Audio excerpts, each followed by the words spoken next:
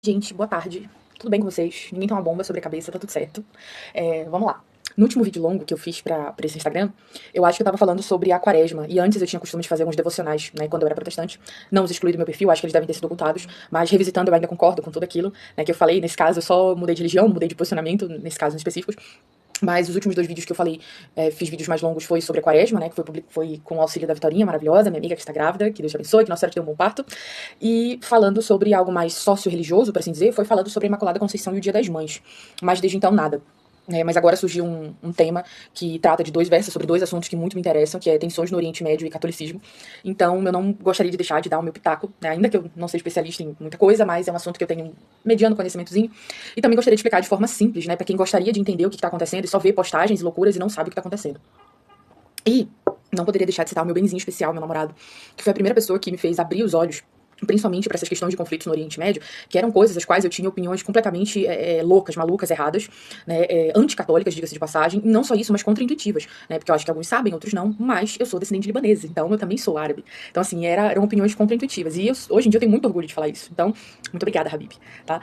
E eu vou tentar, gente, separar esse vídeo da forma mais rápida possível, por isso que eu estou falando rápido, eu tô o tempo todo olhando aqui pro cronômetro, e eu vou tentar falar por tópicos. Eu fui grifando assim alguns tópicos, espero que eu lembre tudo, né? Porque não tá tudo escrito, eu só coloquei os tópicos. Espero que eu lembre de tudo que eu queria falar. Se eu não lembrar, Deus me ajude, espero que vocês entendam mesmo assim, tá? Mas o primeiro tópico que eu separei foi a igreja e os seus oponentes na história. E antes de eu começar a falar, eu gostaria de deixar algo muito claro, né? Quem me conhece, quem me acompanha de algum modo nas redes sociais, sabe que eu sou católica, convicta, roxa, verde, amarelo, qualquer cor que vocês queiram. Mas boa parte das coisas que eu vou falar aqui são informações históricas, tá? Vocês podem simplesmente jogar no Google e achar, tá? Quando eu falar algo que eventualmente seja a minha opinião, eu vou falar abertamente, esta é a minha opinião, tá? Então vamos começar falando sobre os oponentes da igreja, tá? Desde o início da igreja católica, né, a gente vê que a igreja sempre foi atravessada, confrontada por forças que tentavam destruí-la, tá? Então, no Império Romano, a gente tem imperadores como Nero, Décio, Diocleciano, que promoveram perseguições terríveis contra os cristãos. Os cristãos eram lançados aos leões, queimados vivos, executados publicamente, e entre os mártires a gente tem, eu separei pelo menos aqui, 4 figuras das que eu me lembro que eu acho que são muito importantes. São Pedro, São Paulo, Santa Inês e São Sebastião. São Pedro, óbvio, para nós católicos é uma figura caríssima e muito importante, que é o primeiro papa, né, crucificado de cabeça para baixo. A outra figura, obviamente, é de São Paulo, o apóstolo da gente, que foi decapitado também. E depois a gente tem Santa Inês e São Sebastião, que são devoções populares, principalmente São Sebastião, bem conhecidas, né. No caso de Santa Inês, ela foi condenada à fogueira e ela foi executada com um golpe de espada na garganta, ou seja, ela foi decapitada porque ela se recusou a renunciar à sua fé católica e o seu voto de castidade. E quando a gente fala de São Sebastião, que é tradicionalmente representado com aquela imagem, né, das flechas, ele na verdade sobreviveu a flechadas, ou seja, ele não foi morto a flechadas, ele foi curado por Santa Irene e depois ele foi, morto na porrada, tá? Ele foi açoitado até a morte e o corpo dele foi jogado no esgoto de Roma. E é nesse contexto, queridos, que a Santa Igreja se sedimenta, em meio a perseguições, a mortes e a martírios. E é nesse contexto que o Tertuliano, lá do século II, III, que é um dos primeiros apologistas que a gente tem notícia de teologia, né, que era um cara que defendia a fé diante do mundo pagão, diante das heresias, se consolida como um pensador fortíssimo da Igreja Latina, e ele tem aquela célebre frase, né, o sangue dos mártires é a semente dos cristãos. E o que a gente percebe na história é exatamente isso, que aí o Império Romano cai, mas a Igreja permanece, tá? Vamos fazer aqui uma corrida aqui na história, vamos para a Revolução Francesa, né? Na Revolução Francesa, a gente tem uma perseguição brutal aos cristãos, cerca de 30 a 40 mil cristãos foram mortos, tá? Cristãos, principalmente católicos, tá? As igrejas foram profanadas, foram tomadas pelo Estado, e o culto ao Nosso Senhor, ele é substituído por esse culto à razão, tá?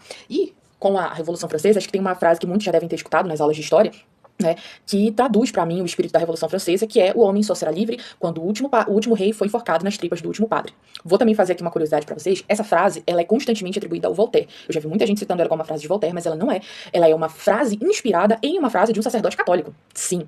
Nessa época a gente teve um sacerdote chamado Jean Meslier, não sei se a pronúncia tá certa, me corrija, Amandinha, tá? Ele era um sacerdote católico que tinha diversas dúvidas sobre a fé, enfim. Ele acabou se tornando um ateu, apóstata, né? Foi um dos primeiros a ter uma produção filosófica robusta acerca do ateísmo.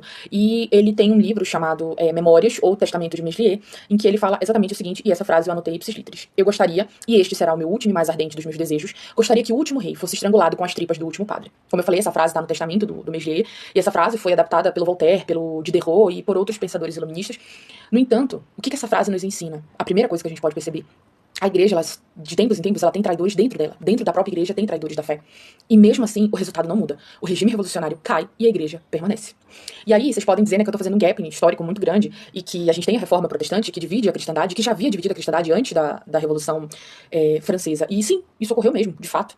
né? A cristandade foi dividida inegavelmente, e pra mim uma das piores coisas da divisão da cristandade é o surgimento da igreja anglicana. Me desculpa se tem algum anglicano que em algum momento vai ouvir isso, mas pra mim é a pior coisa ever, né? Vide o rei Henrique VIII, que saiu matando basicamente todas as suas esposas porque ele queria ter um herdeiro homem, e abandonou o catolicismo porque ele queria uma igreja que se sujeitasse ao Estado, que se submetesse a ele, tudo isso pra ele poder se divorciar. Ele era um homem louco, que negando a submissão a Cristo Jesus, quis submeter a igreja às suas próprias paixões, e como resultado, a gente tem a morte de várias esposas, a gente tem conflitos entre cristãos, a gente tem um conflito entre as filhas do Henrique VIII, né, e a morte de centenas de milhares de cristãos católicos e protestantes derivados disso, principalmente figuradas em duas pessoas, na pessoa da rainha Mary, que era uma católica devota e que matou vários protestantes, e na figura da rainha Elizabeth I, a rainha virgem, que era uma protestante e que matou, assim, o triplo de católicos do que a irmã dela. Então, assim, primeiro a gente tem a Revolução Protestante e depois a gente tem a Revolução Francesa. E eu as coloquei cronologicamente, né, uma vindo depois da outra, de certa forma, em uma ordem invertida, por uma razão. E aí, volto a dizer, né, minha opinião, pessoalmente, pra mim, a Revolução Protestante pavimentou o caminho da Revolução Francesa. Sem a Reforma Protestante, não teria existido Revolução Francesa. Mas isso aí é um outro tema que não cabe nesse vídeo, tá? Mas eu só gostaria de apontar, isso é um pensamento meu, tá? Então, vamos falar brevemente de Reforma Protestante e da reação católica na Reforma Protestante, né? Quando a gente fala de reforma, a gente fala novamente dessa ruptura da unidade cristã. O que antes era um só povo de Deus, agora eram protestantes, anglicanos, anabatistas, católicos e companhia. Aquele princípio de Efésios 4:4, né? Há um só corpo, há um só espírito, também foste chamado a uma só esperança na vossa vocação, há um só Senhor, uma só fé, um só batismo, um só Deus e Pai de todos, e sobre o qual é todos para vós, e todos e em todos vós, isso não existe mais. Tá? Não existe mais, nós não somos mais um só com Cristo, agora nós somos vários, né, com Cristo. Mas a Igreja Católica, ela não assiste a isso inerte, ela não assiste à destruição daquilo que tanto a Igreja batalhou para construir, que era a unidade da cristandade, né, derrotando as heresias. Então, lá no século XVI, a gente tem as figuras importantíssimas de São João da Cruz e de Santa Teresa d'Ávila, dois grandes místicos, né, doutores da igreja, que reformam a ordem carmelita, fundam a ordem dos carmelitas descalços e restauram a vida contemplativa, que estava praticamente se perdendo, a bem da verdade é essa, tá? Santa Teresa convence São João a permanecer na ordem, que ele estava meio querendo debandar, e essa parceria entre ambos renovou de uma forma muito profunda a espiritualidade católica, fortalecendo esse período de contra-reforma, tá? Mas vamos retroceder uns 30 anos, né? Isso ocorre em meados de 1562, né, essa atuação de São João da Cruz e de Santa Teresa d'Ávila. Mas quando a gente fala ainda de reforma protestante, né, Deus ele é bom, Deus ele não dá um pouco, ele dá tudo, né, ele dá muito mais do que a gente pode querer imaginar. E pra mim, um fato muito interessante na reforma protestante é o surgimento da aparição de Nossa Senhora de Guadalupe, né, a aparição de Nossa Senhora de Guadalupe lá em 1530, 1531, alguém pode me corrigir se eu estiver errada, mas é isso, que ocorre lá no México, né, em Tepeyac, e Nossa Senhora aparece para um indígena chamado Juan Diego, e ela pede a esse indígena, né, esse índio, que construa um santuário, né, ela deixa a imagem, que é o fato mais impressionante dessa aparição, ela deixa a imagem dela presente numa tilma, que é um manto indígena, né, com diversos símbolos, tanto indígenas quanto da sociedade espanhola. E qual é o resultado disso, gente? É entre 8 a 9 milhões de conversões ao catolicismo.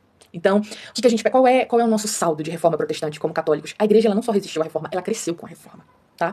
Isso sem contar o Concílio de Trento. Então, assim, a igreja, sempre que vem esses embates contra a igreja não só resiste, a igreja cresce, né? Esse é a primeira parte do vídeo que eu quero encerrar com vocês. Quanto mais a igreja é atacada, mais ela cresce. Como bem disse o nosso grande padre Paulo Ricardo, né, podem vir as tempestades porque a casa está fundada sobre a rocha que é o Cristo. E agora sim, falando sobre esse conflito entre o Papa Leão XIV e aquele malucão lá do Donald Trump, vamos explicar essa questão de Estados Unidos, Irã, risco global, guerra, vamos tentar fazer esse apanhado, tá? O conflito entre Estados Unidos e Irã, ele tem origem lá na Revolução Iraniana. Até então, sim, Estados Unidos e Irã eram aliados, e aliados de, muito tempo. O que acontece? Até 1979, o Irã era governado por um Shah, né? O Shah é um governante, é o nome deles para governante, um Shah chamado Mohammad Reza Pahlavi, acho que é isso, tá? E o Mohammad Reza, ele era aliado dos Estados Unidos, das políticas ocidentais de um modo geral. O Mohammed, ele promovia uma secularização no Oriente Médio, principalmente lá no Irã. Tanto que se você olha as fotos do Irã lá na década de 60, 70, o que você vê são mulheres orientais vestidas como ocidentais. Elas usavam as roupas que as norte-americanas usavam, né? Não tinha isso de mulheres saindo de burca, niqab, até mesmo muitas mulheres nem usavam o véu na cabeça, andavam normais. Elas tinham acesso a estudo, tinham acesso ao ensino superior, podiam sair de casa sozinhas sem a presença de homens. Direitos que agora essas mulheres não possuem mais, tá? Mas eu pergunto pra vocês, os Estados Unidos, né, tava lá ajudando só porque tem gente muito legal nesse país, eles se importam com os direitos das mulheres? É claro que não, tá? Os Estados Unidos tinham uma série de benefícios em serem aliados do Irã. Primeiro, é importante destacar que quase tudo sempre descamba pra uma questão de petróleo, né? O Irã era, e ainda é, um dos maiores produtores de petróleo do mundo. E com Mohammad Reza no poder, o que a gente tem? As empresas ocidentais, elas tinham forte acesso ao petróleo iraniano, tá? Elas tinham essa garantia de fornecimento energético por meio do petróleo, e elas ainda tinham a ajuda do Irã a sustentar, o Irã ainda ajudava a sustentar as economias ocidentais durante o período da Guerra Fria. Um outro ponto bem interessante é que o Irã, ele fazia fronteira com a antiga União Soviética, o que tornava o Irã, gente, basicamente uma base de influência americana no Oriente Médio, né? O Irã era basicamente, assim, um posto avançado dos Estados Unidos na região. E não era só os Estados Unidos que ganhava, o Mohammed também, né? O Shah, ele comprava uma quantidade absurda de armas americanas, o que gerava um fortalecimento da base militar iraniana e, ao mesmo tempo, lucro para a indústria armamentista nos Estados Unidos. Ou seja, era algo que era bom para ambos. Quais eram os pontos principais do regime do Reza, né? Era um regime secular, ou seja, não tinha essa questão religiosa tão forte. Era um regime pró-capitalista e era um regime alinhado aos interesses ocidentais. É por essa razão que geralmente a galera da esquerda costuma ser pró-revolução iraniana, pró-muçulmanos, pró-Palestina, etc. Por quê? Porque são pessoas que se insurgem contra o imperialismo norte-americano. Nesse caso, os esquerdistas estão certos. Nada tem a ver com as posições identitárias da esquerda moderna, com o direito das mulheres, direito dos homossexuais, comunidade LGBT, etc. São coisas que não tem nada a ver. Porque se fosse sobre isso, era muito mais fácil a esquerda se alinhar com Israel, e eu vou falar sobre isso depois, tá? Então, o que a gente percebe? Que esse alinhamento entre o Mohammed e os Estados Unidos ajudava ambas as partes, tá? Porém, com a Revolução Iraniana, o Shah Mohammed é deposto e se instaura uma teocracia islâmica liderada pelo, esse eu anotei o nome, pelo Ruhollah Khomeini. E sim, a gente tá falando do grande Ayatollah Khomeini, da música do grande pastor Tupirani, né? Escola de assassinos. Mas, rapidamente, por que o Shah Mohammed foi deposto, tá? A Revolução Iraniana, assim como a maioria das revoluções e guerras, ela não aconteceu somente por um motivo, tá? O Mohammed, ele governava o Irã de uma forma ditatorial, com censura, repressão política, uso de polícia secreta, o que gerava uma revolta popular muito grande. Isso sem contar na concentração de riqueza, na pobreza persistente do Irã, mesmo com essas modernizações, e a população sentia que esse progresso não estava sendo para todo mundo. E aí vem um ponto nevrálgico, a questão cultural e religiosa no Irã. As pessoas, muitos iranianos, olhavam o governo do Mohammed como uma ocidentalização exacerbada, uma redução da influência islâmica, o que gerava uma perda de identidade religiosa e cultural. O que acabou fazendo com que os iranianos rejeitassem os Estados Unidos e, por conseguinte, rejeitassem o Shah Mohammed. Então, houve uma denúncia, né, uma revolução liderada pelo Ayatollah Khomeini, que denunciava o Shah Mohammed como corrupto e anti-islâmico. E isso mobilizou as massas, tanto de forma política como de forma religiosa. E aí, em 1979, o Shah Mohammed é deposto, ele foge do país, e aí o Irã se torna oficialmente uma república islâmica xiita, tá? E rompe relações com os Estados Unidos. Ou seja, eles que eram antigos aliados agora se tornam adversários, tá? Mas antes disso ocorrer de fato, deles encerrarem essa relação, acontece uma outra coisa bem grave. A gente tem um sequestro entre 1979 e 1981, quando estudantes iranianos invadem a embaixada dos Estados Unidos em Teherã, sequestram 52 americanos e mantêm eles reféns por mais de um ano. Aí, meus queridos, não teve mais, entendeu? Há uma ruptura total das relações diplomáticas. Os Estados Unidos foi fortemente com sanções econômicas contra o Irã, e a gente tem esse início dessa hostilidade que até hoje perdura entre Estados Unidos e Irã. Ou seja, aquilo que já estava ruim com a queda do Mohammad Reza ficou ainda pior. Tá? Mas vamos passar para esse cenário atual. O que a gente tem hoje em dia entre Estados Unidos e Irã? Como eu falei pra vocês, isso é um conflito antigo, tá? Cujos principais pontos foram a Revolução Iraniana com a queda do Mohammed e a crise dos reféns na embaixada americana. Isso sem sombra de dúvidas, tá? Depois disso, a gente tem as sanções econômicas dos Estados Unidos contra o Irã, e a gente tem demais conflitos entre o Ocidente e o Oriente Médio, o direito das mulheres, tensões religiosas, entre outras coisas. De modo que hoje em dia a gente não tem uma guerra propriamente dita, mas a gente tem declarada, mas a gente tem uma guerra híbrida, que é uma guerra política, econômica e indiretamente até mesmo militar. Do vídeo finalizada, tá? Tô gravando em mais de um vídeo, porque enfim, é necessário, tá? E dentro daquilo tudo que eu expliquei, a gente consegue finalizar, né, esse primeiro apanhado do porquê Estados Unidos e Irã hoje em dia não se bicam, certo? Creio que isso tenha ficado absolutamente compreendido. Mas agora vamos falar de uma coisa que nos interessa principalmente como cristãos, tá? Como estão os cristãos no Irã? Primeira coisa, estima-se que existam entre 300 a 500 mil cristãos no Irã. Qual é a situação desses cristãos no Irã? A presença é majoritariamente 90% de igrejas históricas, ou seja, armênias e assírias, que são toleradas com diversas restrições, tá? As conversões do islamismo ao cristianismo são proibidas, com penas de prisão, vigilância estatal extrema, em casos extremos, até mesmo pena de morte, especialmente em casos de apostasia, ou seja, o cara deixou de ser muçulmano. Isso sem contar, obviamente, na pressão psicológica, né, que essas pessoas devem sofrer pela família, pelo meio social, etc. E deixa eu falar um negócio pra vocês. Desses quase meio milhão de cristãos que existem lá, 90% são católicos, sejam eles católicos romanos ou católicos ortodoxos, tá? A igreja apostólica armênia, ela é católica, mas ela não é ortodoxa, ela não é submissa ao Papa, mas nós temos boas relações com essa igreja, como nós temos boas relações com os ortodoxos de modo geral, tá? Mas, quando a gente fala da igreja católica armênia, essa sim, tá? Vamos diferenciar. Igreja apostólica armênia e igreja armênia. A igreja armênia, ela sim é católica. Ela é católica, ela faz parte de uma das 23 igrejas orientais consideradas suiúres, ou seja, que são submissas ao Papa. Quando a gente fala nos católicos assírios, a gente tem também a igreja histórica assíria, por assim dizer, né, que é uma igreja datada de lá do século V, né, lá da época do concílio de Éfeso, e a gente também tem a igreja caldeia, tá, que essa sim é diretamente vinculada ao Romano Pontífice e vinculada à Santa Sé, né. E agora eu penso, vocês conseguem imaginar um papa dando uma declaração que simplesmente poderia colocar em risco diretamente a vida de meio milhão de cristãos, cujas igrejas têm raízes históricas, com contato com discípulos dos apóstolos, igrejas milenares? Vocês conseguem imaginar que há uma tensão tão grande que qualquer coisa que o Papa Leão falasse, né, que fosse minimamente contrária, entre aspas, ao Irã, você poderia estar colocando em risco a vida de meio milhão de católicos? Vocês conseguem entender?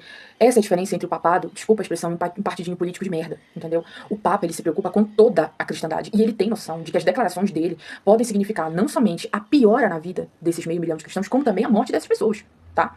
Volto a dizer, o papado, ele não é um partido político. O Papa, ele é um líder espiritual global de mais de 1 bilhão de católicos.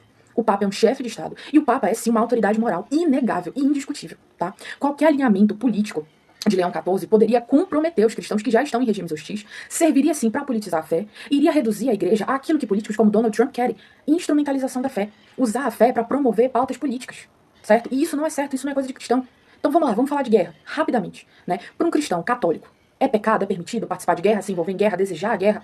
Vejamos, o papado, gente, ele sempre vai ser um instrumento, uma força de paz, de pacificação, de unidade do catolicismo, porém, dentro da Igreja Católica existe algo chamado de doutrina da guerra justa, desenvolvida majoritariamente, até onde me consta, por Santo Agostinho e São Tomás de Aquino, respectivamente no livro Cidade de Deus, que é um livro muito bom, e na Suma Teológica, que a guerra justa, ela tem 3 critérios. Meus amigos teólogos ou mais instruídos em teologia, me corrijam se eu estiver errado, se eu deixei faltar alguma coisa, tá?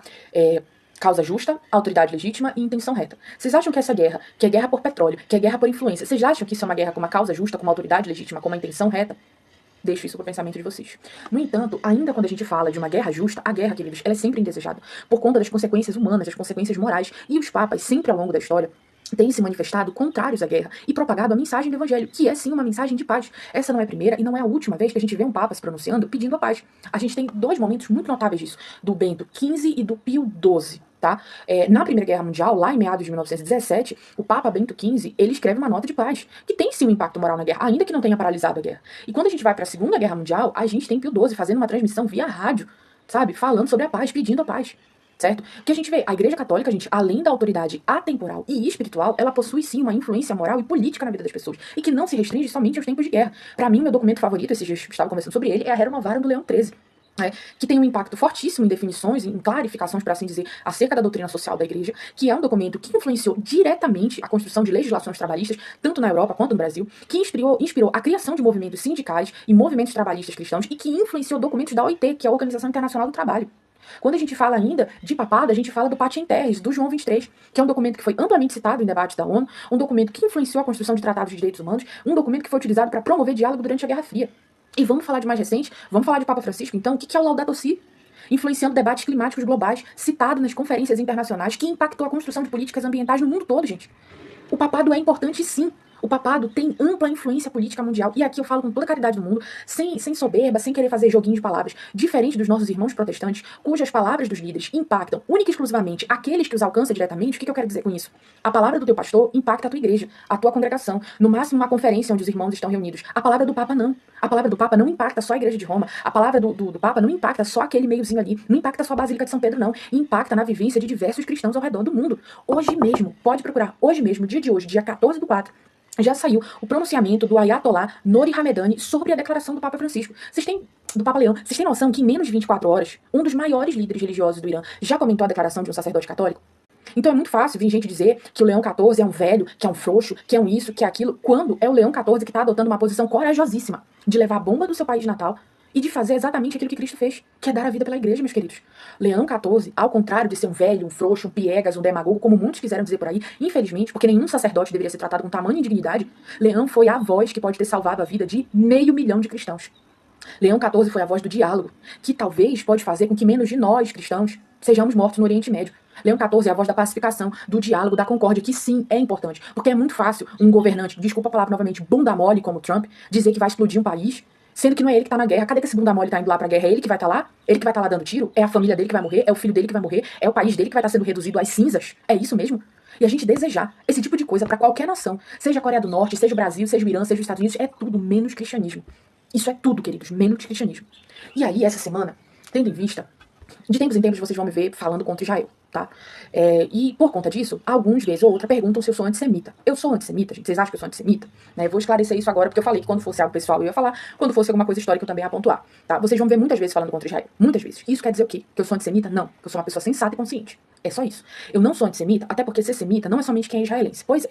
Tá? O jargão do antissemitismo, ele é sempre utilizado para atacar pessoas que se posicionam contra Israel, contra as políticas de Israel. Mas deixa eu falar um papo pra vocês, todo árabe é semita. É isso aí, todo árabe é semita. Iraniano é semita.